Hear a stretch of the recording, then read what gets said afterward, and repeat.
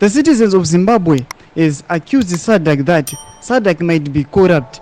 Nekuda comment kana kuti mashoko ataugwa nevanhu vanosapota the ruling party ZANU-PF aiwa pa social media hendo yavo yeX. Aiwa mashoko avataura aya anyasokuratidza kuti aiwa something fishy. Sarapina mashoko avataura nokuti bva subscribe like utina on the bell icon. Nekuti pane mashoko avanyora vachiti Chamisa is a lucky man.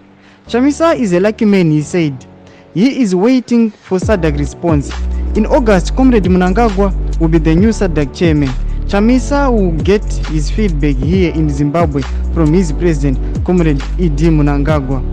Saka awa ndo mashoko atogwa nemazanu-PF patriots achiti aiwa Idi Mnangagwa kana ava chairman weSadc zvese zvaacharipota Nelson Chamisa chapuwa response from Idi Mnangagwa his chairman. Zvataura kuti vanhu vati aiwa kana Sadc yacho kana yakushanda saizvozvo zvezvakureva kuti Sadc yacho inenge yatova corrupt zvinenge zvisiri pamutemo nokuda kwokuti aiwa Sadc yange indozviziva kuti aiwa siyo muripoti yakatokombailiwa zvikatonzi aiwa maelections akaitika mugore rapfuura aiwa flawed. Saka chimbotoziva mafungiro enyu noti kudii pamusoro pemashoko aiwa ataugwa muzanu-PF patriots. Aiwa pinenge comment section medu mutudze mafungiro enyu. Musakanga kusubscribe kulike channel tina on the bell icon.